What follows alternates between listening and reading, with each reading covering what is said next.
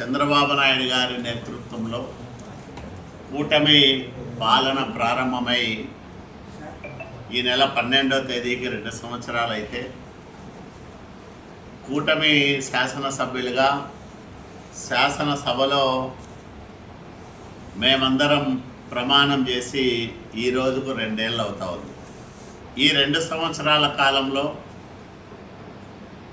రాష్ట్రంలో అనేక కార్యక్రమాలు ఎలా జరుగుతూ ఉన్నాయో మీరందరూ చూస్తూ ఉన్నారు. దేశంలో ఎక్కడా జరగని సంక్షేమం ఆంధ్రప్రదేశ్ రాష్ట్రంలో చంద్రబాబు నాయుడు గారి నాయకత్వంలో జరుగుతూ ఉంది. అభివృద్ధి మనం ఊహించలే. ఆర్థికంగా తీవ్ర సంక్షోభంలో ఉండే ఈ రాష్ట్రం నిలదొక్కుంటుందా, నిలబడుతుందా అని అందరూ ఆందోళన చెందితే 24 ఎన్నికల సందర్భంలో నేనున్నాననే ఒక భరోసానిస్తూ చంద్రబాబు నాయుడు గారు సంక్షేమానికి పెద్దపీట వేస్తూనే అభివృద్ధిని పరుగులు పెట్టిస్తూ ఉన్నాడు. అందులో భాగంగా రాయదుర్గం నియోజకవర్గానికి అనేక అభివృద్ధి కార్యక్రమాలను మంజూరు చేశారు.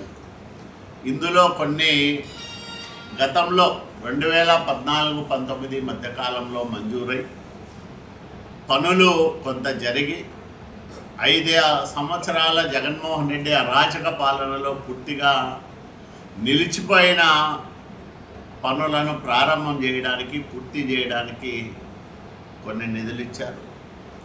కొత్తగా మరికొన్ని కార్యక్రమాలు ఈ 2 సంవత్సరాల కాలంలో ప్రారంభమయ్యాయి.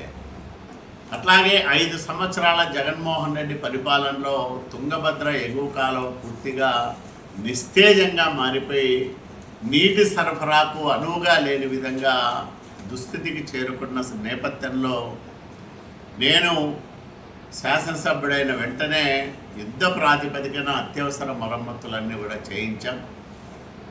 32 కోట్ల రూపాయలు ఖర్చు పెట్టాం. లైనింగ్ కోసమని, మరమ్మతుల కోసమని, అవసరమైన చోట్ల వంతెనల నిర్మాణానికి ఈ నిధులు ఖర్చు చేశాం. 2 సంవత్సరాల కాలంలో ఈ డబ్బులన్నీ కూడా ఖర్చు చేశాం. ఇదే కాకుండా ఆవులదట్ల బ్రాంచ్ కెనాల్ను కూడా ఈ టర్ములోనే చేపడతామని కూడా మనవి చేస్తూ ఉన్నాను. ఈ 2 పనులు పూర్తయితే మాల్యం బ్రాంచ్ కెనాల్ కింద 17,000 ఎకరాలు, ఆవులదట్ల బ్రాంచ్ కెనాల్ కింద 10,000 ఎకరాలు, అదనంగా 27,000 ఎకరాలు రాయదుర్గం నియోజకవర్గంలో సాగులే అంటే నీటిపారుదల కింద వచ్చే అవకాశం ఉంది. దాంతోపాటు ఇక్కడ ఒక 10-12,000 ఎకరాలు ఆయకట్ట కానీ, నాయన ఆయకట్ట కానీ మన గుమ్మగట్ట మండలంలో ప్రతి సంవత్సరము సాగయ్యేదానికి అవకాశం ఏర్పడుతుంది. ఇట్లా అవకాశం ఉన్న చోట ఏ రకంగా నిధులు రాబట్టాలో ముందుగానే ప్రణాళికలు రూపకల్పన చేసుకొని 2 సంవత్సరాలు వేరే వ్యాపకం పెట్టుకోకుండా నిరంతరాయంగా అధికారుల దగ్గరికి, మంత్రుల దగ్గరికి, ముఖ్యమంత్రి దగ్గరికి పదే వెళ్ళి రాయదుర్గం ప్రాంత సమస్యలు విన్నవించి ఈ నిధులన్నీ కూడా మనం తీసుకురాగలిగినాం. నేను ప్రతిపక్షంలో ఉన్నప్పుడు 2014-19 మధ్యకాలంలో నేను ప్రారంభం చేసి అసంపూర్ణంగా ఆగిపోయిన పనులపైన సెల్ఫీ ఛాలెంజ్లు చేశాను. ఈ 2 సంవత్సరాల కాలంలో నిధులు మంజూరయ్యాయి. అంటే జీడిపల్లి భైరవాని తిప్ప కాకుండా ఈ 2 ఏళ్లలో కొత్తగా మంజూరైన నిధులు 1,043,00,000 రూపాయలు.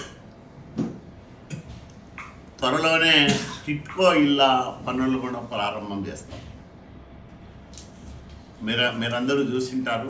విద్యుత్ సబ్స్టేషన్ నిర్మాణం జరుగుతూ ఉంది. దాన్ని మొదట ప్రారంభం చేస్తూ ఉన్నాం.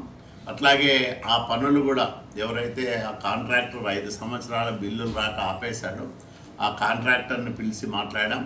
మంత్రి నారాయణ గారి దృష్టికి తీసుకెళ్ళాం. ముఖ్యమంత్రి చంద్రబాబు నాయుడు గారితో కూడా ఈ సమస్య చెప్తే తప్పకుండా ఈ పనులను ప్రాధాన్యత క్రమంలో పూర్తి చేయమని ముఖ్యమంత్రి గారు ఆదేశించారు. త్వరలోనే ఆ పనులు కూడా ప్రారంభమవుతాయి. ఈ 60 కోట్లు తీసేస్తే, అంటే ధాన్యము, కందులు ఇవన్నీ ఆ డబ్బులు తీసేస్తే సంక్షేమం కోసం ఖర్చు పెట్టింది 700 కోట్ల రూపాయలు ఈ నియోజకవర్గంలో. అంటే ఎన్నికల హామీల అమలు కోసం కానీ, అట్లాగే వ్యవసాయము, అనుబంధ రంగాల అవసరాల కోసం ఇచ్చింది కానీ, ఇవన్నీ తీసుకుంటే 700 కోట్ల రూపాయల డబ్బుల్ని మేము సంక్షేమం కోసం ఈ నియోజకవర్గంలో ఖర్చు చేశాం.